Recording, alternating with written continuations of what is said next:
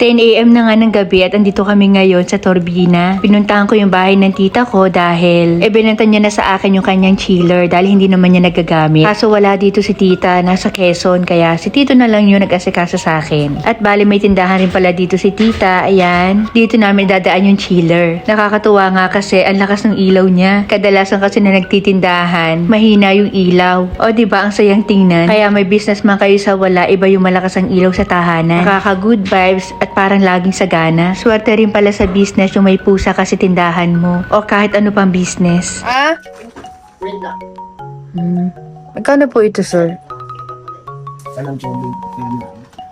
Ay, makakadadwa ko na isang ano. Kain ako ng saba. Pautang te, ha? Wala kasi dito yung tita ko. Nasa Quezon pa. Ano mo na ito? Pinagkakarigaan mo na yan. Kaya pusa ko dito. Magkano ito sibuyas? Mahala ka na, kumuha ka na na. Yan ang pusa ko dito na maliit pa. Na ano.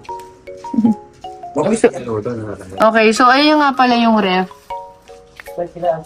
Ayun kukunin namin. Magaan na lang pala. Magaan lang pala, hindi na kailangan marami. Para lang bulak niya. Hindi ganun kabigat. Kaya nga niya, oh. Ito mga 5 kilo lang. Pwede lang dito? Oo, sa taas.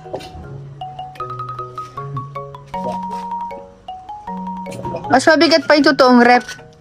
Pagkat pa yung ano yung group na tayo patalo din. Ngatan niya lahat hindi magasgasan. Opya.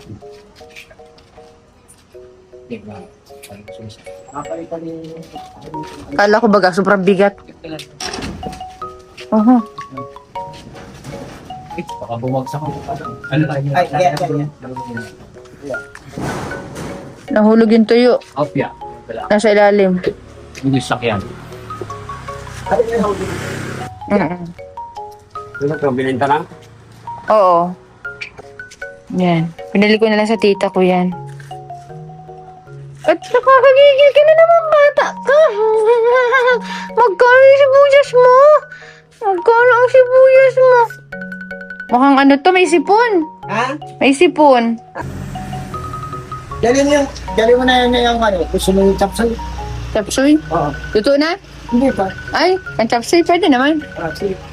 Palit ka lang. Kasi pag ano, hindi ko na maano. Warang na lang. Nalagay mo lang. May gulong to, may gulong. Okay. Pero wag na, angat na lang. Wag nang pagulungin kasi sa baka masira pa. Lagay ko yung ano. Kanina ko pa lang yung ginawa.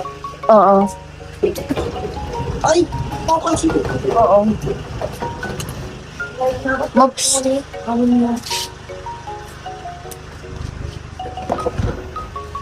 Sabay ko tayo, sabay.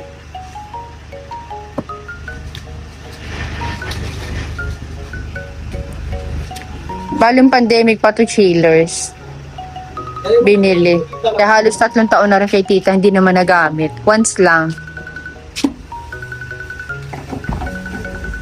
Mura ko nga lang pala nabili yan sa tita ko at partida, hulugan pa.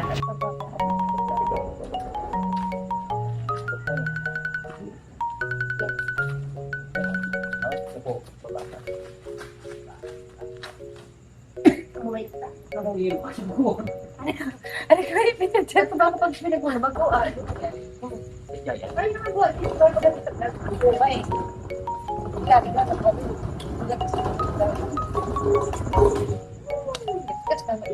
Hindi mo lagi ka.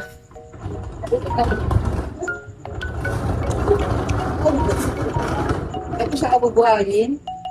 Hindi masira yan. Oo, pero sa kanya naman. Babuhat. Kahit may katagalan na to ay nakatipid pa rin ako. Inverter po kasi ito at may kalakihan din. Ito na siguro ang hahango sa akin sa kahirapan. What? Mas list ka?